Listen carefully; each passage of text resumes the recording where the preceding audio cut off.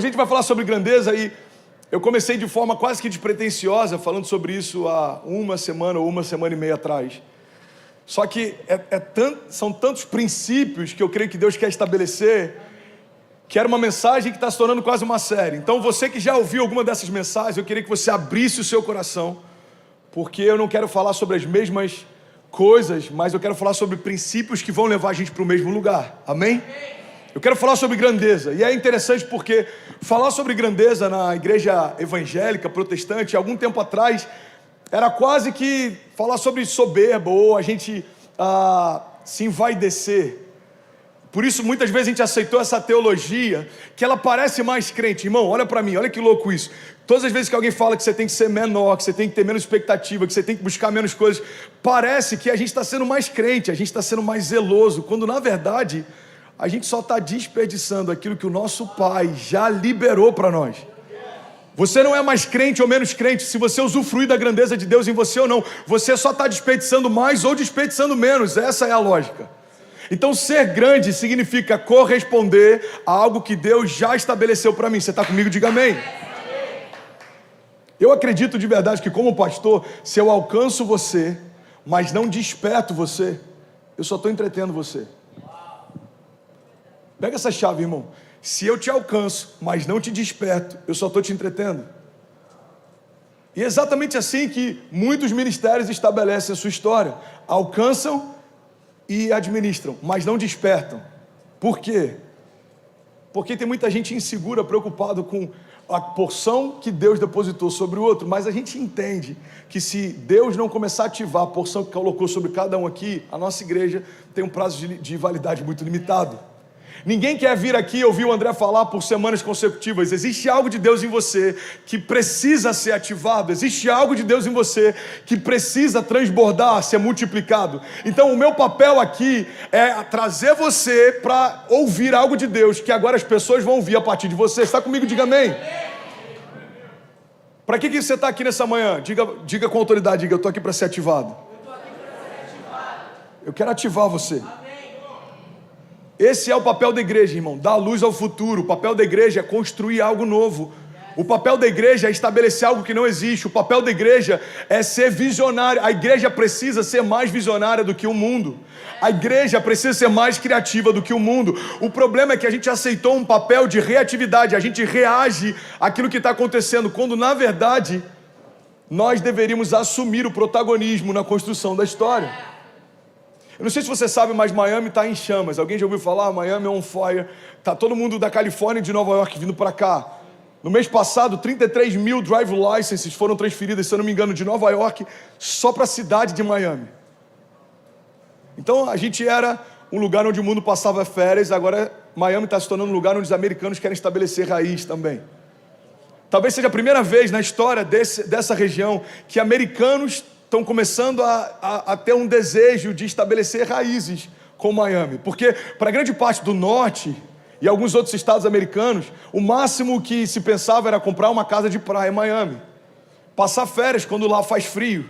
Mas tem pessoas que estão vindo para cá para estabelecer algo. André, o que isso tem a ver com a minha história? Irmão, no momento em que pessoas estão vindo para cá, a igreja precisa estabelecer novas realidades. Não dá para a gente daqui a 5 anos falar, cara, Miami explodiu, o que a gente vai fazer? Não, Deus já está nos dando a oportunidade de antecipar o novo óbvio. Você está comigo? Só que existem alguns pontos sobre grandeza que a gente precisa lembrar. O primeiro ponto que eu queria compartilhar é que nem todos querem que você desperte. Irmão, nem todos querem que você desperte. Por que, André? Porque é conveniente você permanecer onde você está. Nem todos querem que você desperte para o teu chamado, nem todos querem que você desperte para a tua grandeza, nem todos querem que você desperte para o teu destino.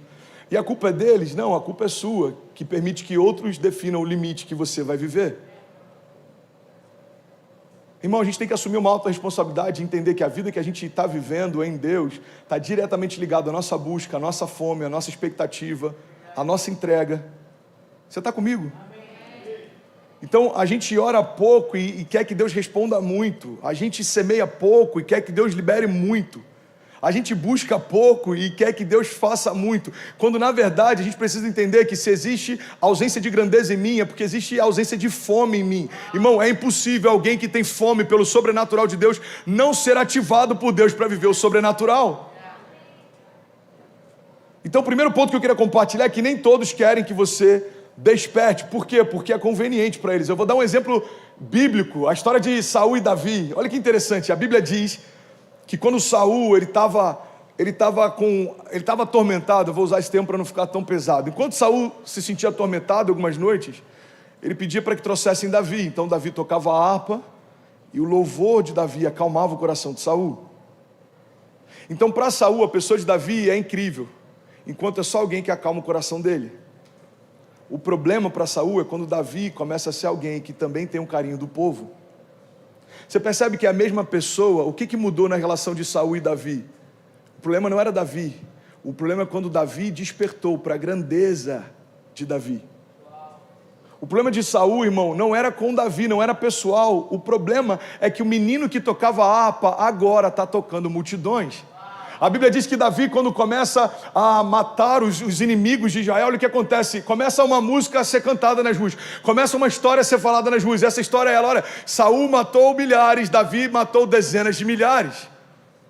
A gente percebe na história de Saul uma síndrome, que eu gosto de chamar de síndrome do irmão mais velho. Qual que é a síndrome do irmão mais velho? É quando a gente quer que o outro cresça, desde que não cresça mais do que a gente. Então Saul olha para Davi, enquanto Davi é pequeno, está tudo certo, mas quando Davi desperta para a grandeza, aí começa um problema. Você quer um outro exemplo claro na Bíblia? A história de José. A Bíblia diz que quando José compartilha com os irmãos o sonho que havia tido, os seus irmãos passam a odiá-lo ainda mais. Os irmãos de José tinham um pequeno problema com José, mas tinham um grande problema com os sonhos de Deus para José. Eu lembro de uma história, não dá para saber até que ponto ela é verídica ou não, mas reza a lenda que quando o Rock in Rio explodiu, a primeira versão do Rock in Rio, logo depois o governador do estado mandou destruir a cidade do rock. Tinha explodido, virou um evento global, tocou pessoas do mundo inteiro, várias bandas famosas foram para o Rio, foi épico, o primeiro Rock in Rio foi épico, marcou um início de um tempo, colocou o Brasil no circuito de eventos internacionais. E aí reza a lenda que foi destruída a cidade do rock, e numa reunião onde isso foi decidido, dizem que o governador falou assim entre os seus executivos: a gente precisa parar esse menino, porque o menino está crescendo demais. Então você percebe que o problema do governador não aconteceria se aquele evento não tivesse tomado uma proporção menor. O problema dele é porque ele percebeu que alguém despertou mais do que ele gostaria que despertasse. André, eu não estou entendendo aonde você quer chegar. Eu quero chegar num ponto simples. Enquanto você é neutro, o inferno não tem problemas com você. Mas quando você começa a acordar para quem você é e o que você carrega, aí você se tornou um problema. Tem uma frase do Irving McManus que eu compartilhei alguns meses atrás. Ele diz o seguinte: não vivermos com Deus nos coloca em perigo, mas caminharmos com Deus nos torna perigosos.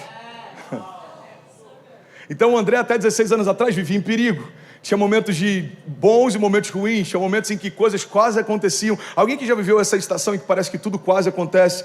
Está a ponto de fechar o negócio, bum, não acontece. Está a ponto de viver um romper, não acontece. Essa inconstância é comum para quem não caminha com Deus. Agora, depois que a gente começa a caminhar com Deus, você acha que tudo vai ficar mais facilitado? Não, não vai. Porque quando um gigante acorda, o inferno se levanta também. Eu quero falar sobre grandeza, irmão, porque existe uma mentira no nosso meio de que é melhor não despertar tanto, porque está confortável do jeito que está. Uma das coisas que eu mais ouço com pessoas que começam a ser despertadas e começam a perceber algumas retaliações é: pastor, antes de eu me envolver, eu não tinha esse tipo de problema. Pois é, porque para o inferno você não era um problema. Para o inferno você era neutro, era passivo, para você estava tudo bem. Mas quando você entende quem você é, irmão, todo o inferno vai tentar se levantar para parar você. A boa notícia é que existe alguém que já levantou primeiro. Se Deus é por nós, quem será contra nós? Agindo Deus em nosso favor, quem impedirá o seu agir? Então, para uma igreja nascer em Miami, coisas se levantaram contra isso. Para uma igreja nascer em Fort Lauderdale, coisas se levantaram contra isso. Para alguns milagres de Deus serem gerados nos próximos meses na tua casa, coisas vão se levantar contra isso. Eu preciso ter esse entendimento. Alguém está recebendo algo de Deus essa manhã? Nem todos querem que eu desperte. Nem todos querem que eu desperte. A verdade é que as pessoas percebem quando o gigante acorda, irmão. As pessoas percebem. O olhar é diferente. Você consegue ver chama nos olhos de quem está conectado com o seu propósito. Quem desperta não é mais refém das circunstâncias. Você não depende mais de aprovação de outros. Na verdade, você não está nem mais aí para aprovação de outros. Você sabe quem você é, o que você carrega e para onde você está indo. Então, despertar significa eu não sou mais refém de ninguém, porque eu já fui comprado, eu já tenho um dono. Deus é o meu dono, Ele é o meu refúgio, a minha fortaleza, Ele é o meu socorro presente na hora da angústia. Ele me fez, Ele me deu propósito, Ele vai cumprir o que prometeu. Então, eu não estou preocupado com o que pensam, porque a única opinião que para mim é importante é daquele que me fez. Verdade, você nunca mais vai se acostumar com nenhuma outra coisa além daquilo que você foi chamado para ser. É como apurar o paladar, irmão. Eu não sei se alguém já viveu isso, mas depois que o seu paladar é apurado, você nunca mais consegue aceitar qualquer coisa. Faz sentido? Depois que a gente come um queijo de verdade, qualquer coisa que diz que é queijo, mas não é queijo, parece plastificado, emborrachado. A gente amava aquilo. Até que um dia apresentam pra gente o que de fato é um queijo. Esse é o meu medo de experimentar café gourmetizado e começar a gostar. Eu prefiro bustelo, pilon, torra escura, bem forte e bem doce. Pastor, eu trouxe um da Colômbia, não quero. Pastor, eu trouxe, não quero, porque eu já vi pessoas que são tão viciadas com um bom café gourmetizado que elas medem a temperatura da água, a quantidade da água, o tempo que vai ficar. Falam, eu não quero isso pra mim. Eu quero poder continuar chegando na casa de alguém e falar, quer que passe um café? Quero. E eu não estou nem aí qual é o café que vai vir, desde que seja forte e muito doce. É verdade ou não? Você começa a conhecer o que é bom, você não quer voltar para aquilo que antes estava bom para você. Você quer um outro exemplo claro? Alguns agora vão até se emocionar quando lembrarem disso. Direção hidráulica. Você só dá valor à direção hidráulica, irmão, quando você tem o primeiro carro. Difícil é voltar a ter um agora que não tem direção. Faz sentido? Você estava feliz com o teu carro sem direção. Qual que era o único opcional dele? Trava elétrica. Aí você pega um carro com direção. Você fala, existe vida além da trava elétrica, irmão. Aí você dá o segundo update. Direção com câmbio automático. Você fala, peraí, dá para eu ir de um lugar para o outro sem passar marcha? Se eu esquecer de tirar o pé da embreagem, ele não vai morrer? Pois é. Aqui já tem uns 50 anos já que a galera está nessa. Eu comprei minha picape old school, ano 95, ela já tem direção hidráulica, câmbio automático, ar-condicionado e retrovisor elétrico. Eu falei, uau, no Brasil isso ainda é um opcional vendido à parte. Mas por que aqui isso já faz parte há muito tempo? Porque depois que você conhece o que é bom, é difícil você querer aceitar qualquer realidade abaixo disso. Está comigo? Amém. Agora, eu só estou ilustrando com café, câmbio automático, direção hidráulica, para trazer você para um lugar. Assim é você quando desperta para o teu chamado. Não dá para viver como se fosse qualquer um, depois que você entende que você carrega a própria vida de Deus dentro de si. Você não está mais refém do lugar, você não está refém das circunstâncias, você não está refém de nada que é exterior, você não está refém de opinião de homens. Irmão, é muito bom despertar, porque pessoas bem resolvidas são pessoas que despertaram para a grandeza. Eu vou falar diante de Deus, eu estou num púlpito com muito temor com esse ambiente que a gente está aqui, tem sei lá quantas pessoas online porque tiraram aqui a referência para mim, mas eu queria falar diante de Deus uma verdade. Se a gente precisasse recomeçar, para mim é indiferente o lugar, o tempo, como, porque eu já entendi que tudo que eu vou viver não está ligado à geografia, ou ao tempo, ou à economia, mas está ligado a uma palavra. Deus me despertou para algo que é de interesse dele, então o próprio Deus é o maior interessado em fazer o que prometeu que faria. Então Deus pode começar algo no Peru, Deus pode começar algo em Miami, Deus pode começar algo em São Caetano do Sul. Por quê? Porque não tem a ver com o lugar, mas tem a ver com aquilo que Deus prometeu para você. Você está comigo? Sabe alguém que entendeu isso? Abraão. Abraão entendeu que ele não era mais alguém que correria atrás de bênçãos, mas Deus tornou ele a própria bênção. A Bíblia diz que Abraão sai do lugar que ele estava, do meio da parentela dele, vai para um lugar que ele nem sabia qual era. E quando chega lá, ele prospera. A Bíblia diz que ele prospera tanto, a ponto de ter um problema. Quantos querem ter esse bom problema? Qual que é o problema que você está tendo, Abraão? Cara, eu prosperei demais, não tenho onde guardar. Tem tanto rebanho que os meus pastores estão brigando com os pastores do meu sobrinho. Cara, não está dando. O que a gente faz? Vamos separar. Então Abraão fala para o sobrinho dele: escolhe o lugar que você quiser e eu vou para o outro. Aí ele olha de um lado o deserto e ele olha do outro os campos. Se a história você já sabe. Ele fala: eu quero ir para lá, tem campos, é florido, é frutífero. Abraão fala: tá bom. Porque Abraão entendeu que ele era a bênção. Nos campos eu vou prosperar, no deserto também. Na crise eu vou prosperar. No momento em que a economia está favorável, também. Em 2020 eu vou prosperar, em 2021 também. Quem despertou para a grandeza não é mais refém das circunstâncias.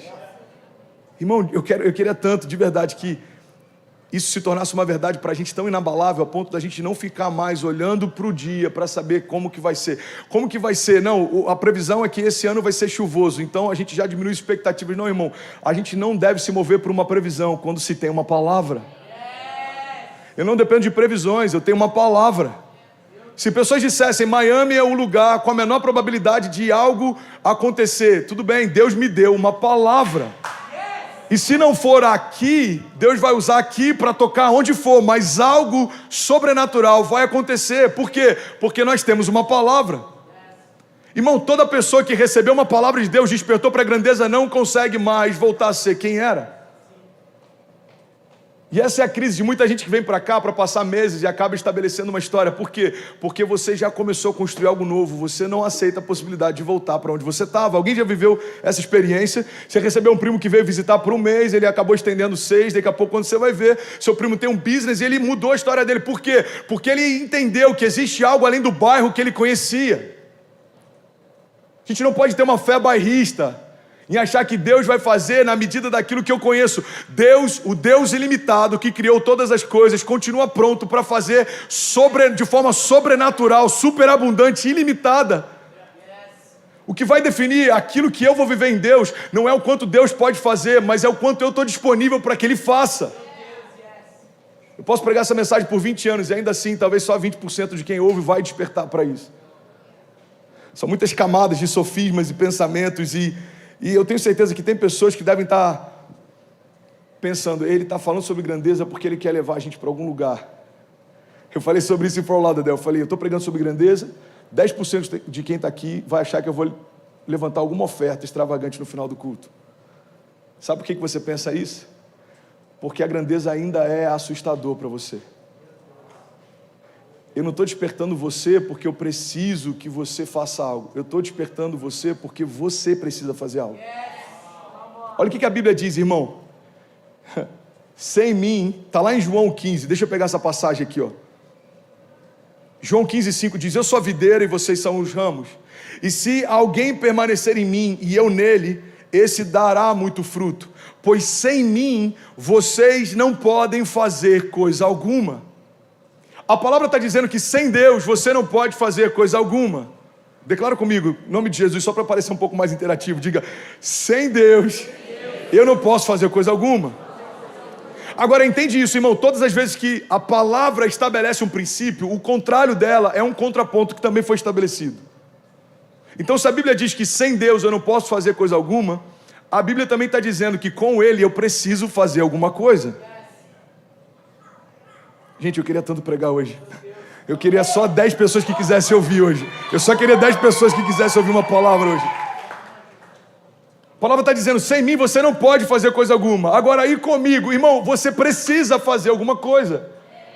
Você precisa se envolver na construção de algo que vai além de você. Você precisa se consumir por algo que vai além de você. Irmão, você precisa despertar para a grandeza. Tem uma história que eu sou apaixonado, eu acho que eu nunca falei sobre isso, sobre a história de Esther. A história de Esther, ela é impressionante. Se o teclado puder subir, só para parecer que está um pouco mais espiritual, me ajuda aí, Vaso, que hoje está difícil. A história de Esther é interessante.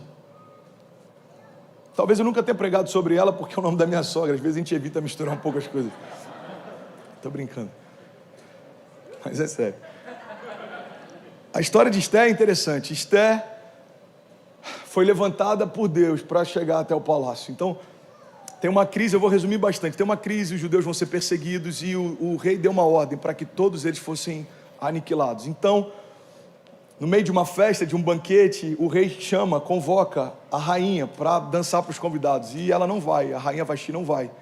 Então os conselheiros do rei começam a falar para ele: olha, se essa história se espalhar, vai dar ruim, porque vai todo mundo saber que o rei chamou sua esposa e ela não veio. E aí a gente vai chamar as nossas esposas e elas não vão vir. Eles já estavam prevendo o que aconteceria alguns séculos depois, ok? Bem baixinho, por favor, irmão. Aí ele falou: vai dar ruim. O que vocês acham que eu devo fazer? Você deve remover ela da realeza e você deve chamar uma nova rainha. E assim ele fez. Destituiu Vasti e fez uma convocação. Ele falou: gente, é o seguinte, eu estou em busca de uma nova rainha, então todas as virgens e formosas do reino estão sendo convocadas para essa audição do The Voice lá. E aí elas foram, várias mulheres de lugares distantes foram convocadas, e aí levaram Esther. Esther era linda, mas ela não estava lá só por causa da beleza, ela estava lá porque Deus tinha um propósito para utilizar Esther. E eu quero que você pegue essa chave, olha para cá, irmão, em nome de Jesus. Deus então pega Esther e coloca ela no meio dos príncipes. Deus pega Esther e coloca ela no meio da realeza. Deus pega Esther, alguém que era completamente improvável, desconhecida, alguém que não estava nos planos, e coloca ela no meio do centro da construção da história. Deus coloca uma coroa sobre ela e ela agora se torna rainha sobre todo aquele povo. Você está comigo, né? Diga amém. E aí o que acontece é o seguinte: a fúria do rei sobre os judeus está tão grande que ele dá uma liberação.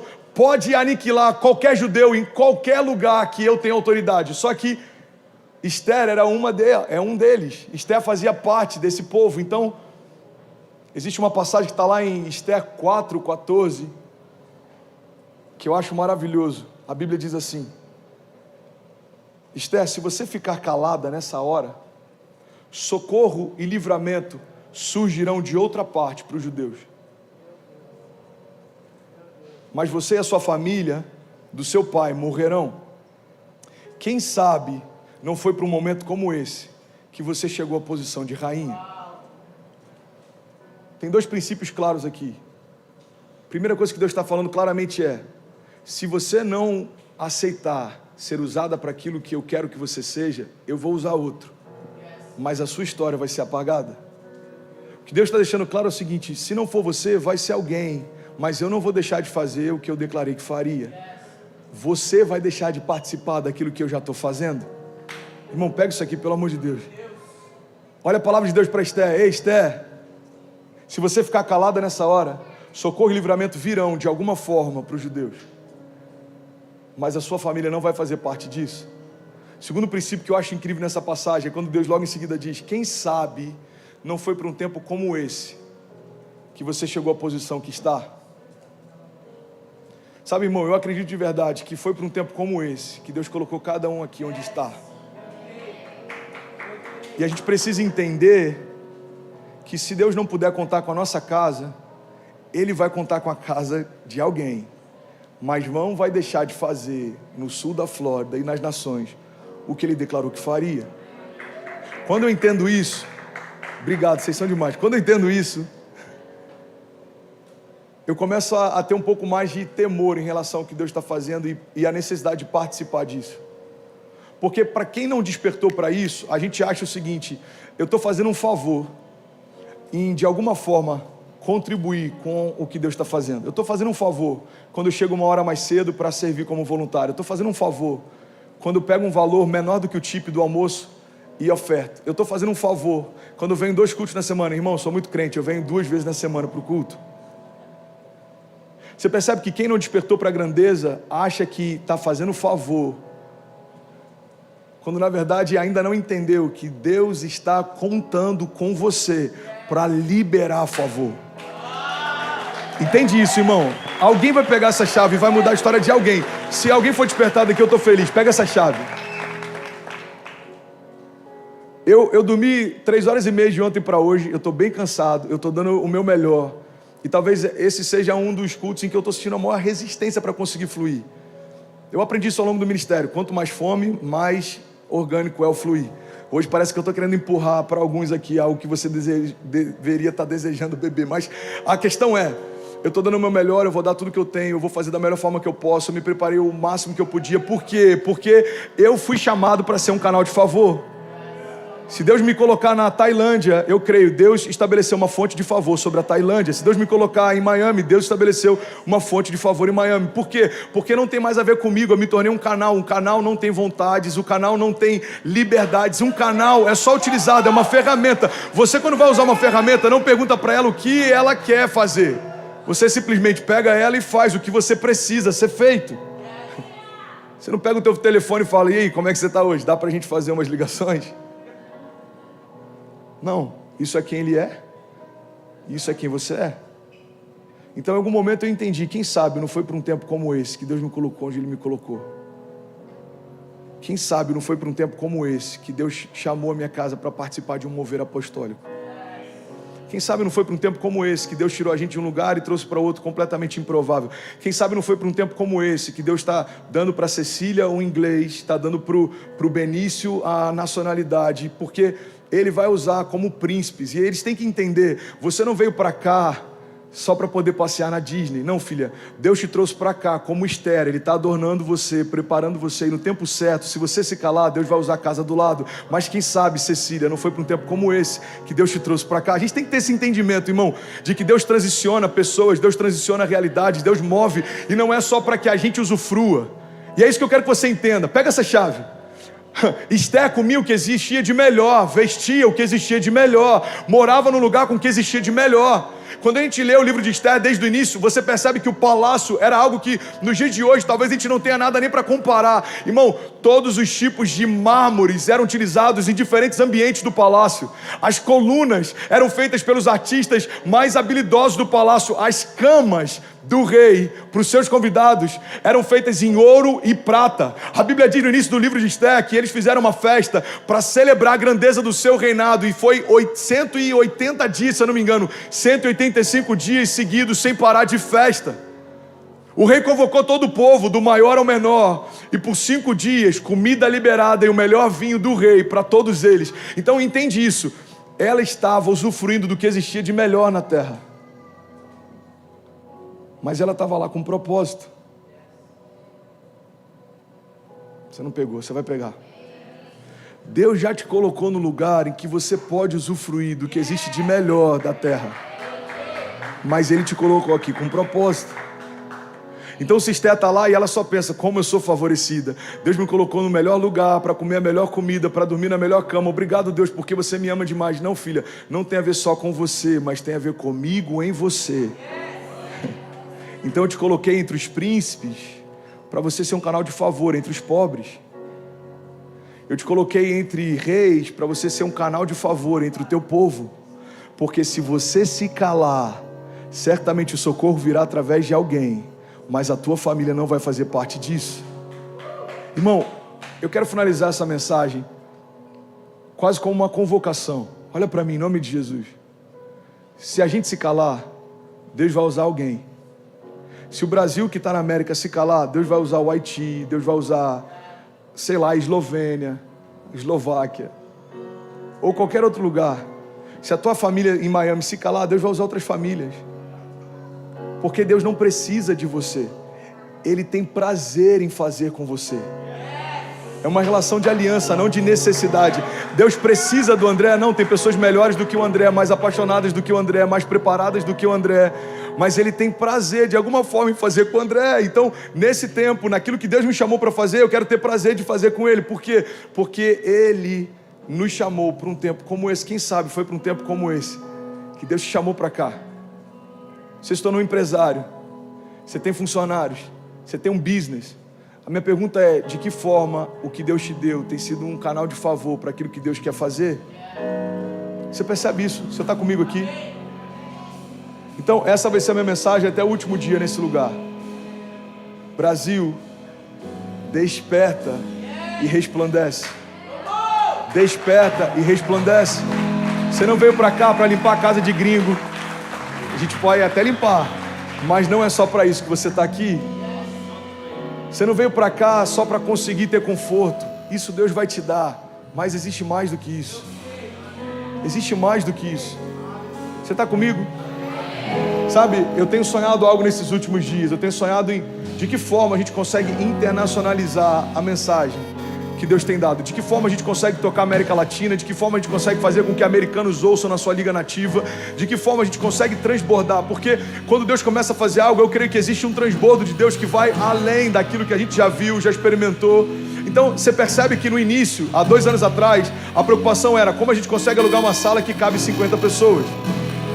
Depois a preocupação é como a gente consegue alugar um auditório que caiba 200 pessoas. Depois a preocupação é como a gente consegue ter um sistema de transmitir a mensagem para tocar milhares de pessoas. Agora a preocupação é como a gente consegue criar um sistema de mobile church para tocar a costa do estado. A nova preocupação já é como a gente consegue internacionalizar a mensagem para que ela seja ouvida em outras línguas e esse mover apostólico não seja só daqui tocando as nações, mas das nações vindo para cá. Então o que eu estou compartilhando são 2 anos de ministério de pessoas completamente improváveis, do cara que está no som até o cara que está no púlpito. Cada um de nós somos completamente improváveis, somos improváveis. O nosso streaming é liderado por uma pessoa que a formação dela é mecânico de kart, liderando um streaming que toca 8.000 pessoas, 7.000 pessoas nas nações. Por quê? Porque nós entendemos que a grandeza não tem a ver com quem somos, mas o que habita em nós. Quem sabe não foi para um tempo como esse que Deus nos chamou para esse lugar? Quem sabe não foi para um tempo como esse?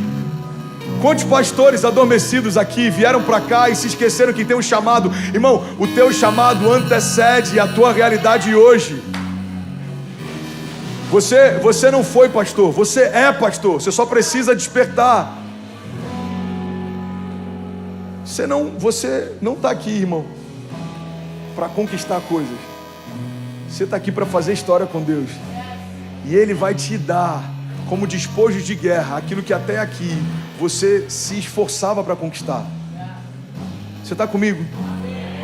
Você não acredita nisso? 30% de quem está aqui não acredita nisso. Feche seus olhos, deixa eu orar com você. Feche seus olhos. E aí, tudo bem? Você acabou agora de assistir um vídeo. Se você ainda não está inscrito, já se inscreve também no nosso canal, ativa esse sininho aqui embaixo de notificação e toda vez que eu fizer uma live ou estiver transmitindo uma mensagem ao vivo, você vai ser um dos primeiros a saber.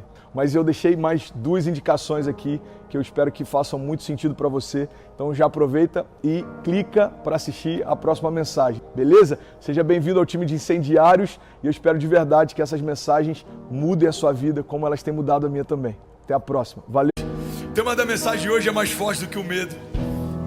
E a gente precisa entender que o medo ele é forte, não é fraco. Ele é poderoso, ele não é qualquer sentimento. Mas ainda assim é possível ser mais forte do que qualquer sentimento. Porque o sentimento ele tem um ponto sensível. Sentimento é o que se sente, mas a tua identidade é o que se é. Então você sente medo, mas ainda é filho do leão da tribo de Judá. Alguém aqui? Você sente preocupação, você sente ansiedade, são sentimentos passam. Mas a nossa identidade foi firmada e é nela que a gente precisa firmar a nossa expectativa.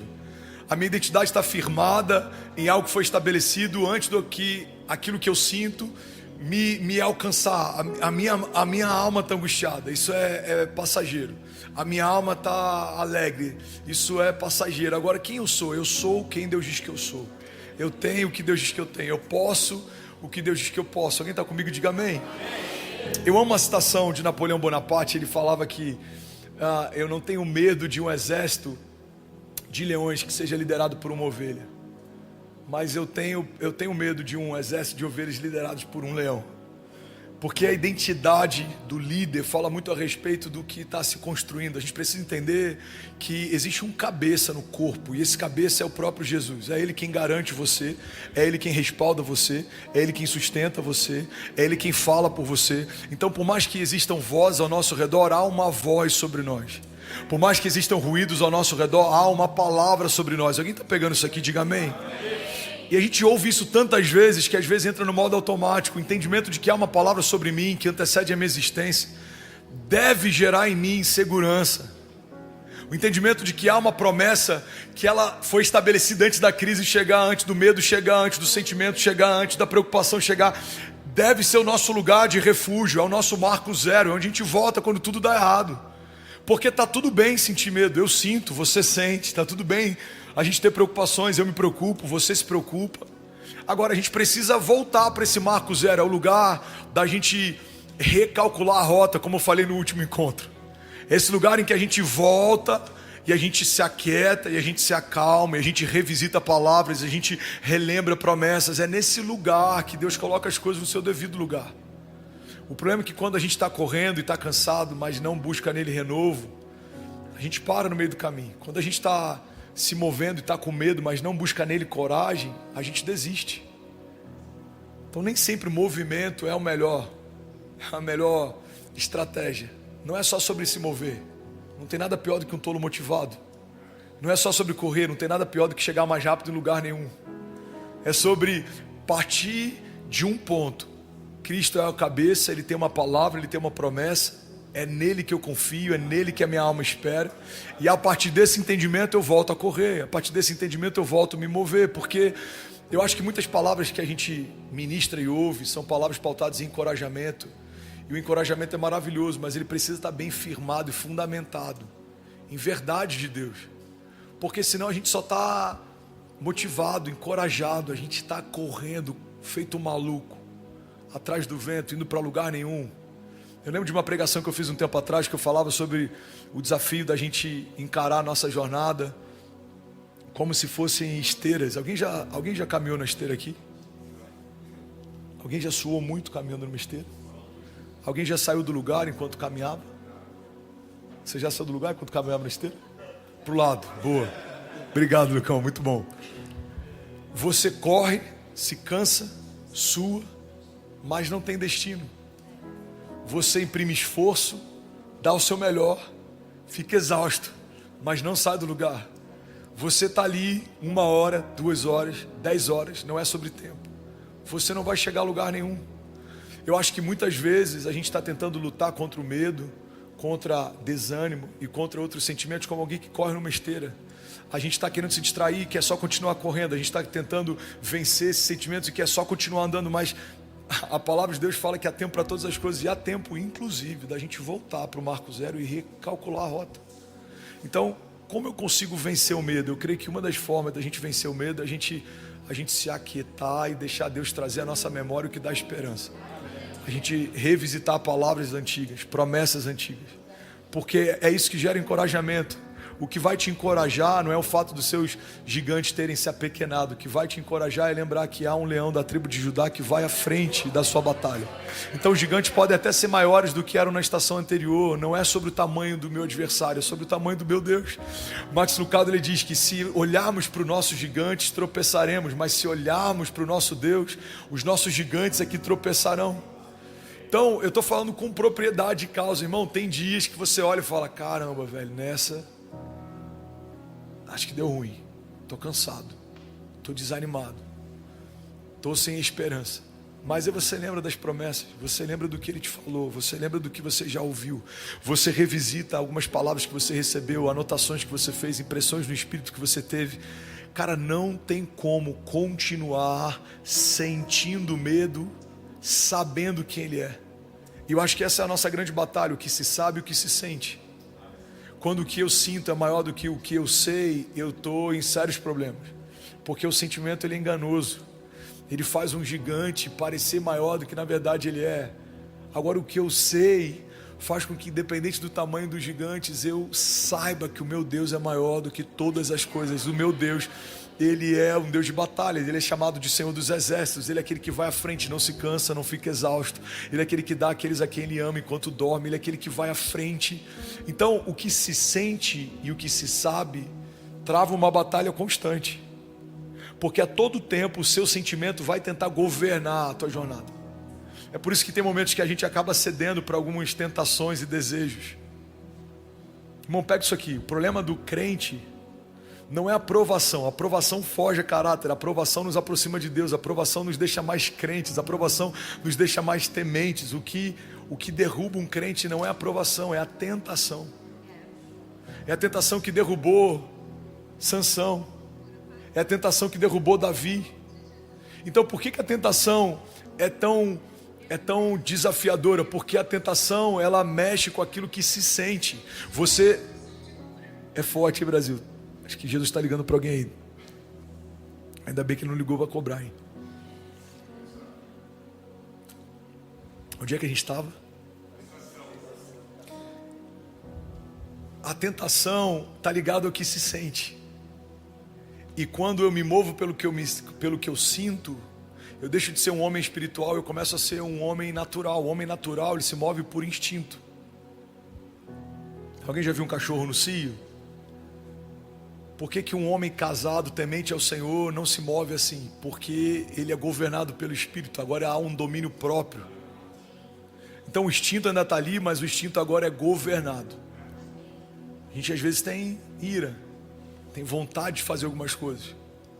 Alguém te afronta, alguém te humilha. A gente tem esse ímpeto, faz parte da nossa natureza humana. Mas por que muitas vezes a gente não faz o que tinha vontade de fazer?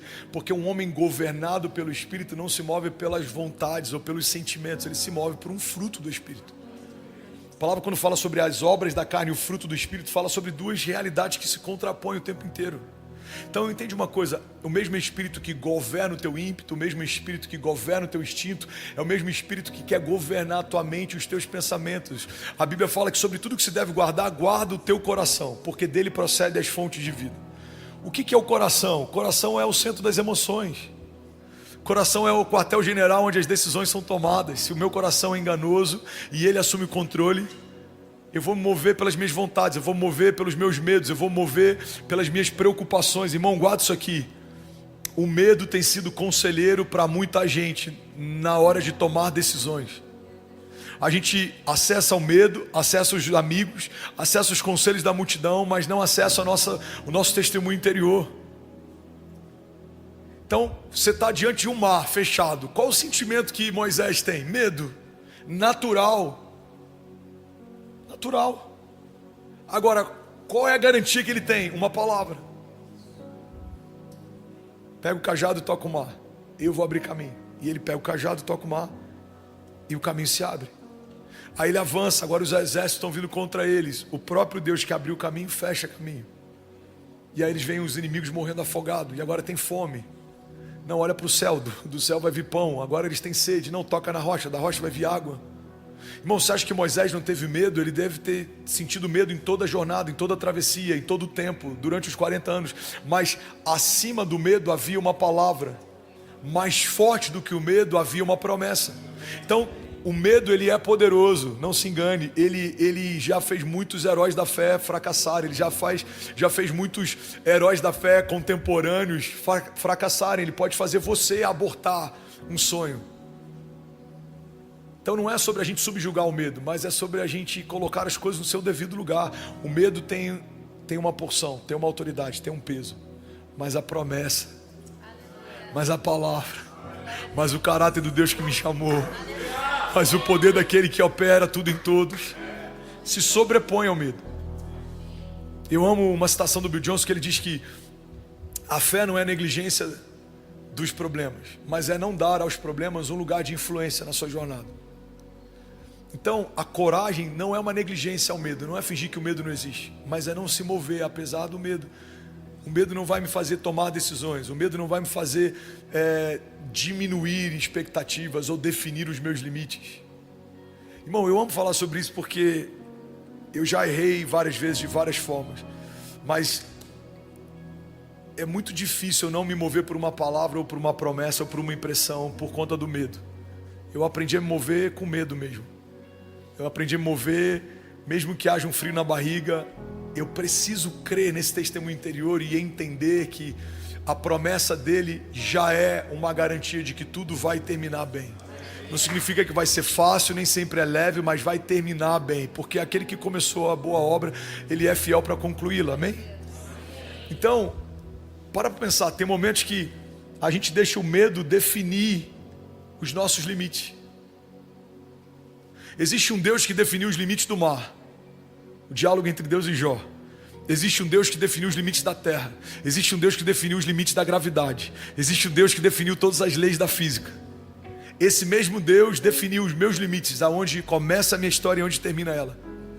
Mas a gente em algum momento, sem perceber, dá acesso para que o medo ou outros sentimentos nos governem e nos limitem, nos definam.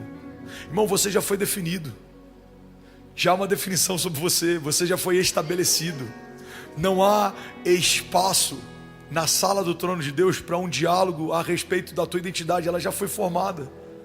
A Bíblia diz que quando você era informe no ventre da mãe, Ele já te via, já se relacionava com você, Ele já tinha relacionamento com você. Então, quando o mundo tenta nos deformar, o Evangelho vem para nos transformar, porque já há uma forma original. A palavra de Deus fala a respeito de uma mudança na mente, uma metanoia. Não vos conformeis. A Bíblia fala a respeito de uma transformação, de uma renovação. Ou seja, há uma forma original, o pecado trouxe uma deformação, mas o Evangelho traz uma transformação. Você foi trazido de volta para a forma. E qual é essa forma, esse formato, esse design? Você foi feito imagem e semelhança do Criador. É o inferno que treme quando você se posiciona. É o inferno que treme quando você entende. É o inferno que treme quando você se move, não o contrário. Mas eu estou ministrando para você, ministrando para mim. Tem muitos momentos que a gente esquece quem é, e por esquecer quem é, esquece o que carrega, e por esquecer o que carrega, a gente tem medo do futuro. Futuro é um termo, é uma palavra, é uma verdade, é um princípio que deve encorajar os cristãos e não amedrontá-los. Quando a palavra futuro é citado, você fica... É porque esse termo em inglês é muito bom, excited, você fica, em português a tradução fica muito ruim. Você fica empolgado, você fica animado, ou você fica preocupado, angustiado. Se tem algo que o cristão deveria manejar bem, a ponto de liderar em qualquer momento, é o futuro. O mundo deveria olhar para a gente e falar assim: olha, eu até discordo de algumas coisas no culto à linguagem, a roupa, as músicas, mas uma coisa a gente tem que reconhecer. Ninguém lida com o futuro como o povo de Deus. A palavra de Deus diz que a mulher sábia, ela olha para o futuro e sorri. A mulher de Provérbios, ela olha para o futuro e sorri. A palavra fala que nós recebemos uma unção profética. A partir desse desígnio profético, o que a gente faz? Liga e desliga, irmão. Ligar e desligar não é constatação de passado, é definição de futuro. Você está declarando: essa porta vai se fechar, essa janela vai se abrir, essa batalha vai cessar, esse milagre vai acontecer, esse romper está a caminho. Então não é constatação o homem natural faz. Você pega um cara que não crê em Deus e fala: como foi ano passado? Ele vai te dizer. Agora você pega um cara que crê em Deus e pergunta: como serão os próximos anos? Só ele pode falar, porque ele carrega a palavra profética. Ele liga e desliga, ele estabelece, reivindica. Alguém comigo aqui? Então, aonde o medo trabalha, milita? No futuro. Ninguém tem medo do passado, o passado já foi. Ninguém tem medo do presente, o presente está acontecendo. Agora entende isso, irmão. Assim como o medo só trabalha no futuro, a esperança, ela mora no futuro. Aonde está a minha esperança? A minha esperança está no Deus que fez os céus e a terra. A minha esperança está no cumprimento de cada promessa. A minha esperança está naquilo que o Senhor preparou, numa mesa preparada na presença dos inimigos, no livramento, no escape. A minha esperança está no cumprimento da promessa, na plenitude dela. A minha esperança está no braço forte do Senhor. A minha esperança está na voz que vem como o som de muitas águas e invade o meu lugar secreto e o meu lugar de medo e de crise e ressignifica todas as coisas. A minha esperança está no derramar do Espírito sobre toda a carne, no vento impetuoso que move coisas de lugar. A minha esperança está na moeda de ouro que vem da boca do peixe, que vai suprir toda necessidade, no caráter do Jeová Jireh, do Deus da provisão. A minha esperança está no toque do Jeová Rafa. Eu sei que se eu apenas tocar na orla das vestes dele, eu serei sarado. Não é uma esperança passada, é uma esperança futura. Eu sei que se eu tocar nas orlas das vestes dele, ou seja, haverá um encontro, haverá um toque, e ao toque haverá uma liberação, e haverá virtude, e haverá cura, e haverá testemunho, e haverá novidade de vida. Eu sei que mesmo que a multidão tente me calar, enquanto eu grito: Jesus, filho de Davi, tem compaixão de mim, haverá misericórdia. Eu sei que eu só tenho 5 pães e 2 peixinhos, e é toda a minha porção, mas se eu entregar nas mãos certas aquilo que seria o meu lanche, alimentará uma geração, e uma geração após outra geração contará a respeito das grandiosidades dos feitos de Deus. Eu preciso trazer à memória aquilo que me dá esperança. Alguém comigo aqui, diga amém. Aleluia, aleluia, aleluia. Então o futuro habita o medo habita no futuro, a esperança também. A promessa habita no futuro, a preocupação também. O que é uma preocupação? É estar ocupado de forma prévia com algo que ainda não aconteceu. Eu estou preocupado. E qual o problema de caminhar preocupado? É que diariamente você tem ocupações, batalhas, levantes. Então quando o levante de hoje te encontra, ele te encontra exausto porque você já está socando o vento, tentando lutar com o gigante de amanhã. A gente trata problemas que não são como se já fossem, e às vezes não consegue tratar milagres que não são como se já fossem. Então o gigante nem chegou, mas eu estou com medo dele chegar. A crise não chegou, mas eu estou com medo dela chegar. O problema não aconteceu, mas eu estou com medo dele acontecer. Não. Vamos tratar o que não é como se já fosse. Para o lado bom, a boa notícia ainda não chegou, mas vai chegar. O médico ainda não disse que teve cura, mas ele vai dizer. A porta ainda não se abriu, mas vai abrir. Alguém comigo aqui, a provisão não chegou, mas está a caminho. Ele não é homem para que minta, nem filho do homem para que se arrependa. Se ele disse que vai acontecer, no céu já aconteceu. Eu preciso crer nisso. E eu preciso descansar na certeza de que isso é uma verdade. Se não é só alegoria, fé não pode ser alegoria, irmão. Fé não pode ser alegoria. Não, eu acredito que vai acontecer. A gente vive dizendo para todo mundo que crê em milagres, mas faz de tudo para não depender de um. Eu me tornei viciado em me mover em estações que eu dependo de um milagre. E se ele não fizer? Se ele não fizer, eu fecho minha Bíblia, eu abro mão da minha jornada, eu vou fazer outra coisa, porque não dá para ser crente em Cristo Jesus, caminhar debaixo de uma palavra dele e em temor, e não ter uma confiança de que está a caminho a minha resposta. Porque o Senhor conhece o nosso coração. Guarda isso aqui. A tua motivação fala mais do que as suas ações. Então eu prefiro errar com a motivação certa, porque o Senhor que conhece a pureza do meu coração recebe como oferta até o meu erro feito de forma ingênua, singela, do que quando eu faço algo com consciência de que não é o que Deus espera de mim, mas para todo mundo soa como puro. Irmão, o coração do homem é enganoso, mas Deus caminha nesse lugar. O coração do homem é terra que ninguém anda, mas Deus passeia nesse lugar. Então o que Ele espera de mim? Eu creio que Ele espera ver em mim o ímpeto de um filho corajoso debaixo de uma palavra, mais do que alguém que fica falando que é zeloso, mas na verdade talvez seja só um medroso travestido de alguém, como é que eu vou dizer? De alguém. Tem muito, guarda isso aqui, irmão, tem muito religioso travestido de zeloso. Não é zeloso, ele só tem medo. Tem muito religioso travestido de prudente. Não é prudência, é medo. E às vezes os corajosos e ousados, eles são mal compreendidos porque erram mais, mas erram mais porque fazem mais. Erram mais porque fazem mais. Quantos homens devem ter aconselhado Neemias a não fazer o que fez? A maior parte deles, em nome de Deus, aconselhavam. Quantos aconselharam Jesus a não se entregar como se entregou o próprio Pedro, apóstolo de uma igreja primitiva? E quando fez isso, de que foi chamado?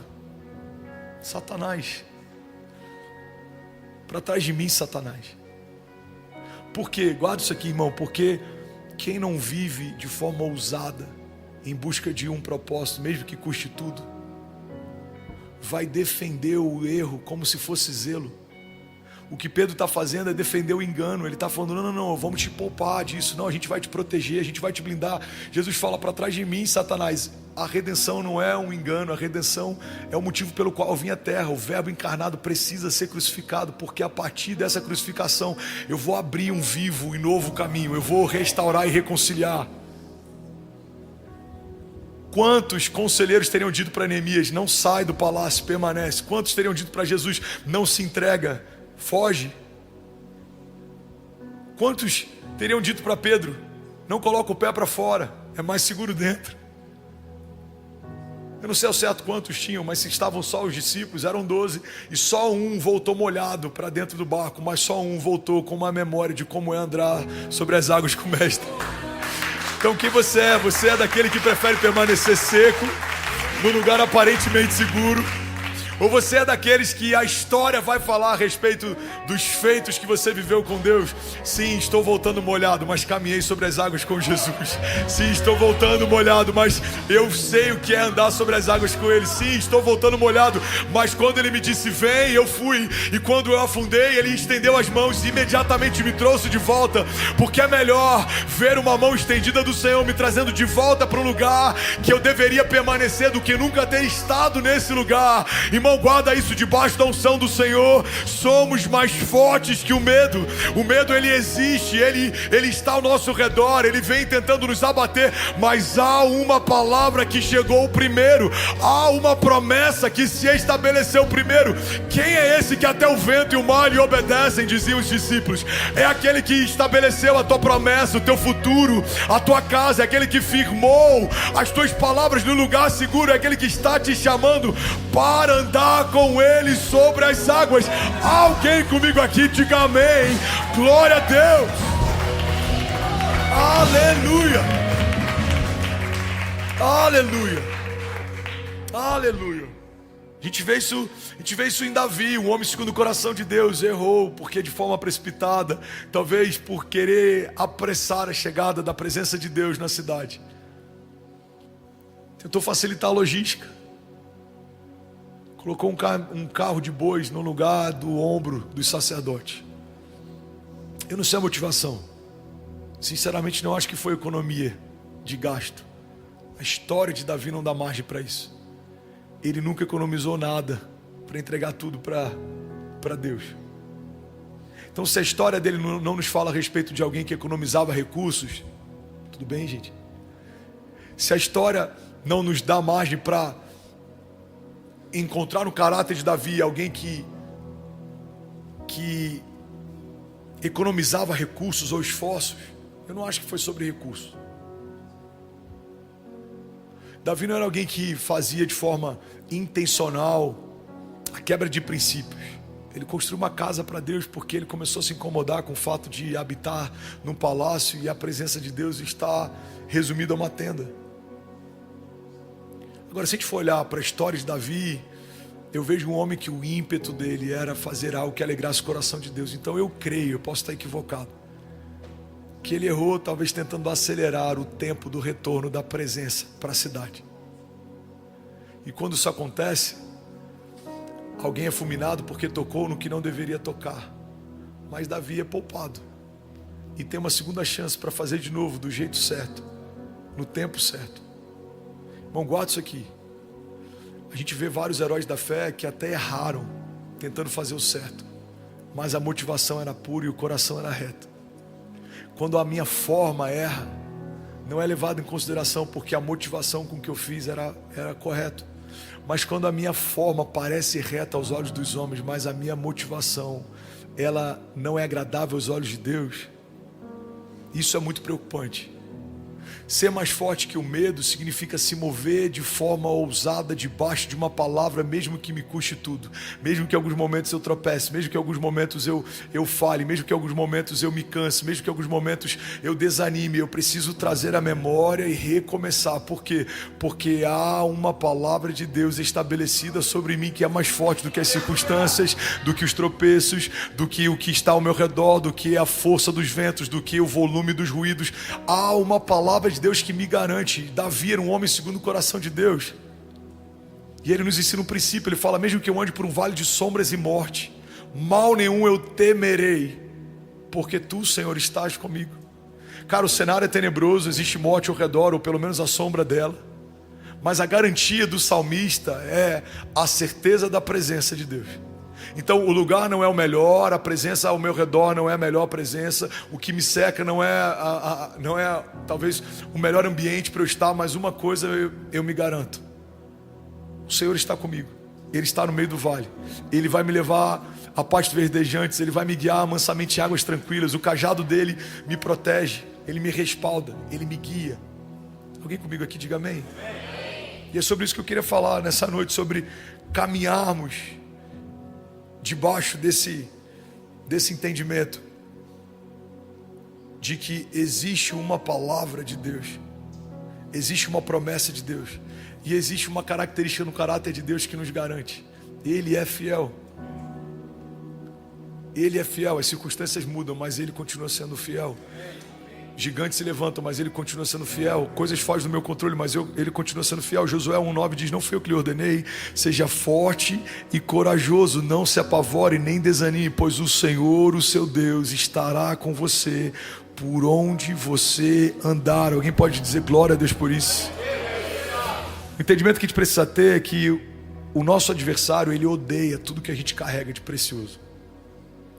Satanás odeia as tuas promessas, Satanás odeia a tua identidade, Satanás odeia a tua família, Satanás odeia o teu destino profético. E é por isso que ele sempre vai militar contra isso.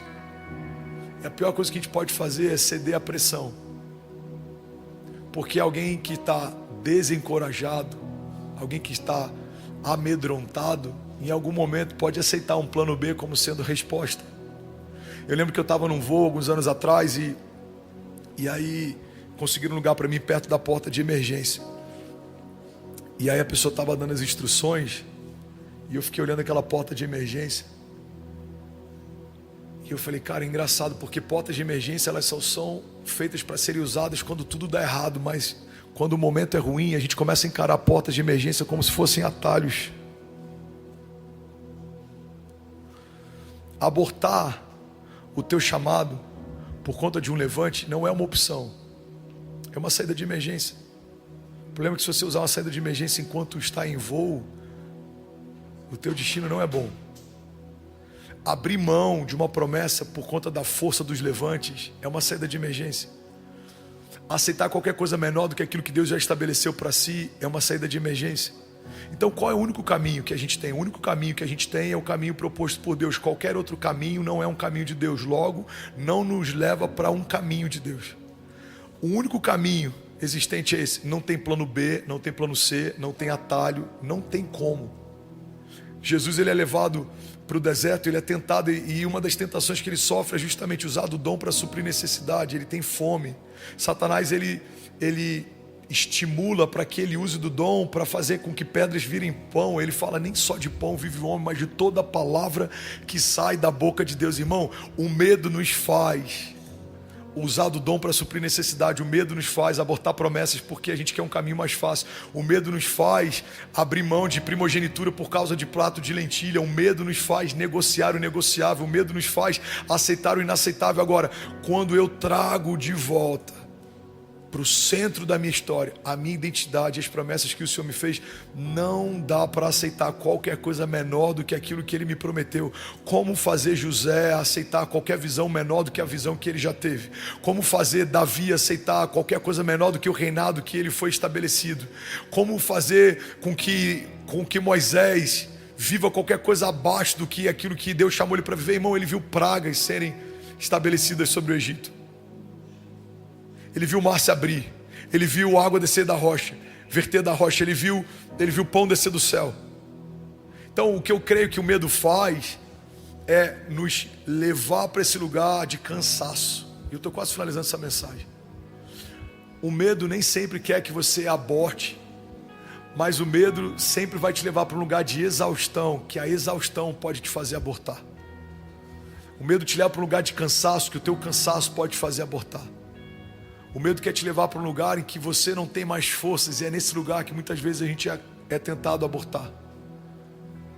Eu percebo que a maior parte das batalhas que eu enfrento são em torno do meu cansaço emocional. Porque a maior parte dos erros que a gente vê heróis da fé cometendo no passado, cometeram a partir de um cansaço.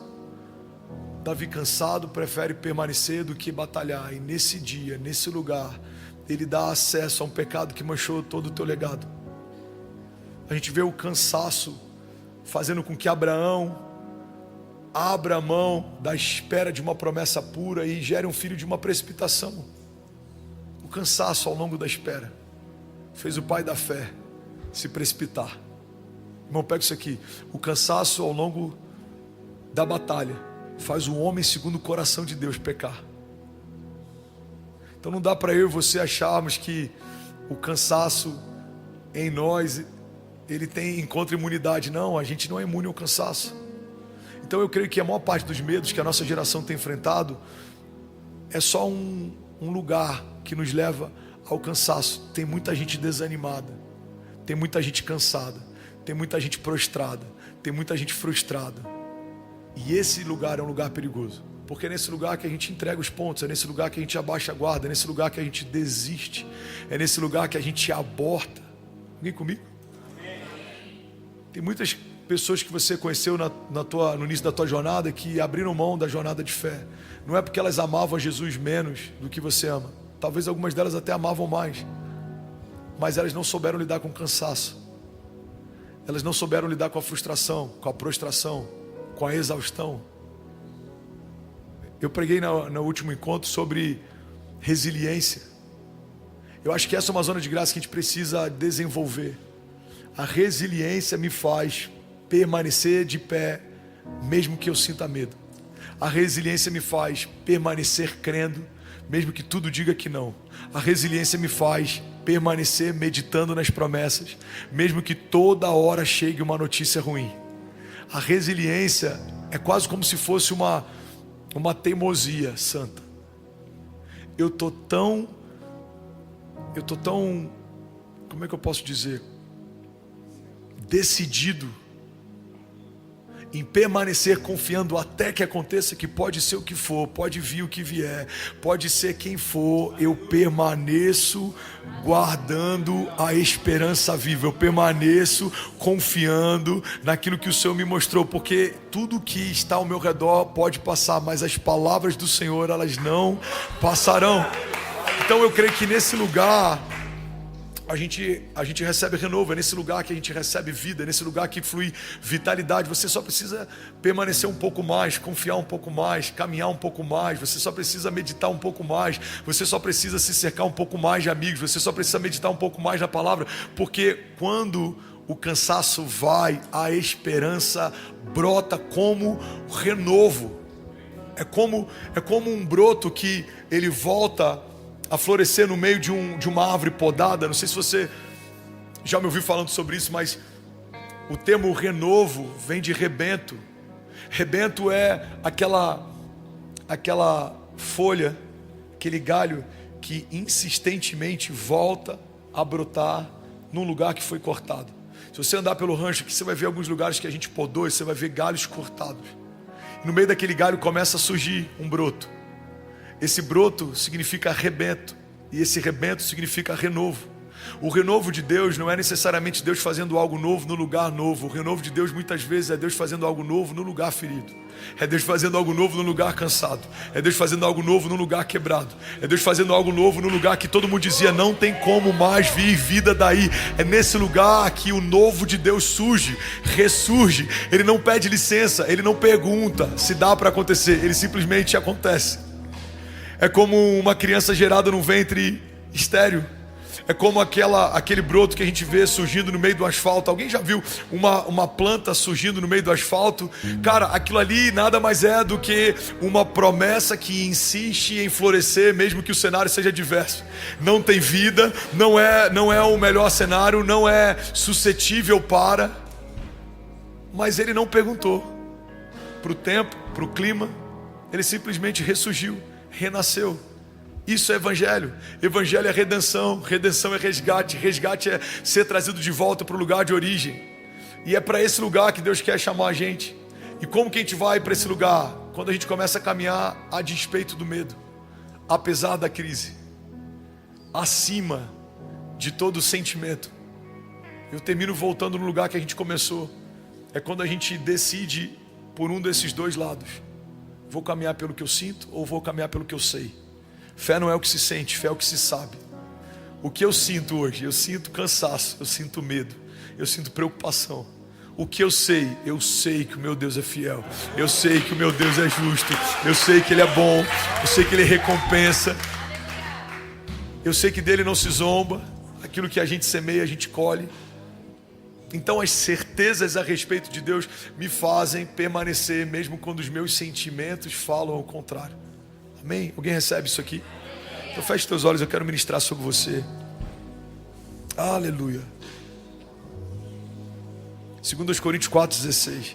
Por isso não desanimamos, embora exteriormente estejamos a nos desgastar, interiormente estamos sendo renovados dia após dia, pois os nossos sofrimentos leves e momentâneos estão produzindo para nós uma glória eterna que pesa mais do que todos eles. Assim, fixamos os olhos não naquilo que se vê, mas naquilo que não se vê, pois o que se vê é transitório, mas o que não se vê é eterno. E aí, tudo bom? Você acabou de assistir uma mensagem aqui do nosso canal. Eu tenho certeza que ela te edificou e que ela vai gerar algo novo em você. E a gente separou mais 2 vídeos. Eu quero deixar essas indicações aqui para você continuar queimando com Jesus. E eu quero muito te fazer um pedido também. Se essa mensagem te edificou, comenta aqui embaixo, segue o canal, me ajuda a compartilhar para que mais pessoas sejam tocadas também. Deus te abençoe.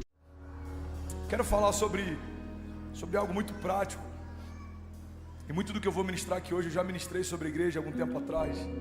Mas eu gosto de alinhar a igreja depois que a gente tem algo profético, uma conferência profética, um culto profético. Porque o profético ele é poderoso, ele move o sobrenatural. O profético é uma comunicação das realidades dos céus sobre a terra. O profético é uma antecipação para quem recebeu uma palavra profética.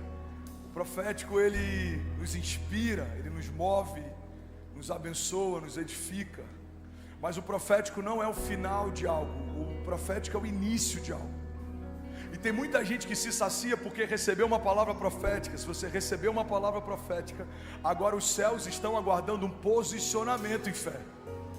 Ouvir algo de um homem de Deus não vai mudar a sua história se você também não quiser se tornar um homem de Deus, porque promessas de Deus são para filhos de Deus.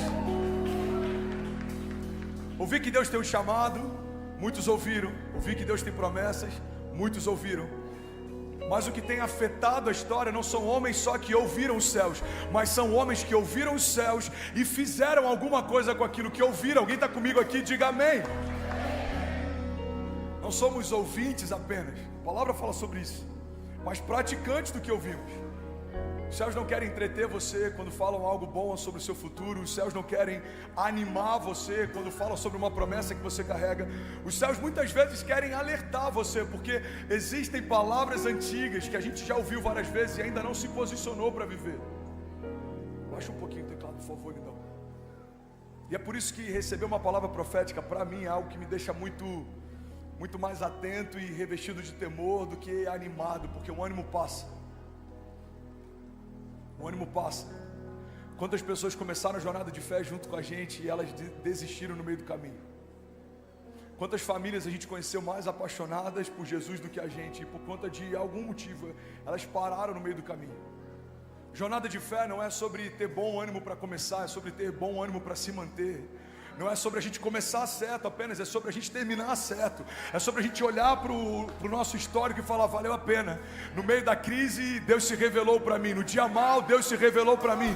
Quando nada parecia ser bom, Deus se revelou para mim. Alguém está comigo? Diga amém. O que fazer depois de uma palavra profética? Você vai receber palavras através das pregações, através das orações, através de homens de Deus, através de sonhos. Mas eu quero te lembrar que quando os céus te revelam algo, Ele espera algo de você. Fala comigo, fala para quem está do seu lado, me ajuda a pregar. Fala, quando o céu te revela algo, Ele espera algo de você. Quando eu recebo uma palavra profética, em primeiro lugar eu preciso discernir. É de Deus ou não é? É para mim ou não é? É para agora ou não é? A Bíblia diz que o sábio discerne o tempo e o modo de todas as coisas. Tem muita gente que se frustrou porque discerniu a coisa certa, mas fez no tempo errado. O sábio discerne não só o modo de fazer, como fazer, mas também a hora de fazer. A gente olha para a forma como alguns homens incríveis, eles lidaram com o tempo na Bíblia. E é interessante porque se dependesse de Maria, provavelmente Jesus teria começado seu ministério antes da hora. A Bíblia fala que no primeiro milagre, quando ela insiste com o filho, eles vão passar vergonha, o vinho acabou, ajuda, faz alguma coisa. Jesus fala, mulher, ainda não é chegada a minha hora, o que tenho eu contigo? A Bíblia não relata se houve mais episódios como aquele, mas eu creio que para Jesus dar uma resposta tão enfática, talvez a mãe dele já há algum tempo estivesse tentando ativá-lo. A verdade, irmão, é que até Maria, a mãe de Jesus, pode em algum momento ter se movido por ansiedade. Imagina a alegria dela em saber que o filho poderia curar um enfermo, um cego, um surdo. Mas Jesus precisou discernir o tempo em que o pai diria para ele: agora pode começar, ou agora ainda não é chegada a sua hora. Se Jesus se movesse pelo tempo de Maria, teria começado antes da hora. Se Jesus tivesse se movido por Pedro, talvez a redenção nunca tivesse acontecido. A Bíblia diz que quando ele começa a falar sobre a perseguição que vai sofrer, o sacrifício, a humilhação, Pedro fala: não, Jesus, você nunca vai passar por isso, a gente não vai deixar que você enfrente isso. E Jesus se posiciona repreendendo Pedro, fala: para trás de mim, Satanás. Irmão, olha para mim. Pessoas boas ao nosso redor podem sabotar o tempo de Deus para nós, se eles forem o nosso aferidor e não o Espírito Santo que em nós habita. Eu lembro que quando a gente foi para a América, amigos disseram: não vai, você está no melhor momento, algo vai acontecer. Quando a gente voltou da América, alguns amigos falaram: não faz sentido, você está no seu melhor momento, algo está acontecendo. Mas homens se movem por sinais naturais. Os céus, eles geram o sobrenatural. Homens olham para o tempo e falam: o tempo é bom, a colheita vai ser boa. Os céus falam: mesmo que não haja tempo, mesmo que não haja semente, mesmo que não haja nada, o sobrenatural, ele cria o que não existe. Ele faz o sobrenatural se tornar natural. Alguém está comigo? Diga amém. E esse é o perigo de carregarmos promessas sobrenaturais, mas tentarmos entendê-las de forma natural. A Bíblia diz que o homem natural não discerne as coisas espirituais. Não faria sentido entender a arca se não fosse por uma palavra que Deus deu para Noé. Não faria sentido entender a peregrinação se não fosse por uma palavra que Deus deu para Moisés. Não faria sentido entender a perseguição se não fosse por uma unção que Deus liberou sobre Davi. Não faria sentido a sua história se não fosse por uma promessa que Deus te fez tempos atrás. Eu não sei você, irmão, mas Deus profetizou coisas a meu respeito, mas Ele não falou como seria o caminho, os lugares, as provas, porque provavelmente se Deus nos revelasse toda a nossa história, a gente preferiria abrir mão de um chamado do que ter que enfrentar os processos. Mas eu quero te lembrar algo. Alguém está comigo aqui? Diga amém. Eu quero que você guarde isso para o resto da sua vida. O seu processo já faz parte da sua promessa. Fala para quem está do seu lado: o seu processo já faz parte da promessa. Às vezes a gente tem um pensamento limitado sobre processos e sobre promessa. E a gente acha que as promessas se cumprem quando chega no final da história, mas elas já começaram a se cumprir quando você deu os primeiros passos. Deus fala que Davi vai ser um rei e que o reinado dele nunca houve e nunca haverá igual. Talvez para alguns de nós, o reinado de Davi começa quando ele senta no trono, mas na verdade para os céus, o reinado de Davi começa quando o óleo é derramado sobre a sua cabeça. Alguns diriam: como pode? Como que Deus vai levantá-lo como rei, se ele está enfrentando desertos, perseguições? Saul, irmão, os céus não estavam esperando o deserto de Davi passar para que ele se tornasse o rei Davi. Ele se tornou o rei Davi quando a unção de rei foi derramada sobre a sua cabeça. O menino Jesus, a Bíblia diz que ele crescia em graça e em estatura diante de Deus e dos homens. O menino João Batista, crescia em graça e sabedoria em meio a desertos. Mas sabe o que é interessante? Quando Jesus nasce, magos vão ao encontro dele para presenteá-los, porque sabiam que o Salvador do mundo, o Filho de Deus, já havia sido gerado. Não reconheceram isso quando o seu ministério começa, mas reconheceram isso quando ele nasce. Por quê? Porque todo o processo já faz parte da promessa. O menino Jesus já era o Messias. O menino Davi, ungido sobre a sua cabeça com óleo, já era o rei Davi. O menino José, quando recebe o sonho de Deus, já era o governador José. Irmão, toda palavra que Deus liberou a seu respeito já é uma realidade para os céus. É você que decide se portar de acordo com ela ou esperar algo acontecer para começar a se mover. Irving McManus, um pastor da Califórnia, ele diz que a maior tragédia da vida de um cristão é viver à espera de um momento, ao invés de se preparar para quando esse momento chegar. Eu consigo crer no meu espírito em cruzadas de milagres em estádios. Eu consigo crer no meu espírito em conferências proféticas aqui que vão receber nações. Eu consigo crer e ver pelos olhos da fé o nosso welcome tendo que recepcionar pessoas e caravanas nos aeroportos. Alguém comigo? Eu consigo ver um movimento de crianças cheias do Espírito Santo de Deus se movendo no sobrenatural, andando pelo auditório, passando pelos corredores, tocando pessoas e pessoas sendo curadas. Alguém consegue crer nisso? Pastor, quando isso vai começar? Já começou. Isso já começou. Alguém pode celebrar aquilo que Jesus está fazendo? Declare com autoridade, diga: isso já começou. Isso já começou. Quando isso começou, pastor? Quando o primeiro culto iniciou, quando o primeiro intercessor se alistou, quando a primeira criança sentou para ouvir sobre Jesus nesse lugar, quando a primeira pessoa mergulhou nas águas. Não é porque agora tem um lago de batismo bonito que existe algo novo liberado por conta de um posicionamento natural. Não. Quando a primeira pessoa mergulhou nas águas, nos céus é uma mensagem, algo novo está sendo gerado. A Bíblia diz: eu estou fazendo uma coisa nova, vocês não percebem? O que fazer quando receber uma palavra profética, um sonho?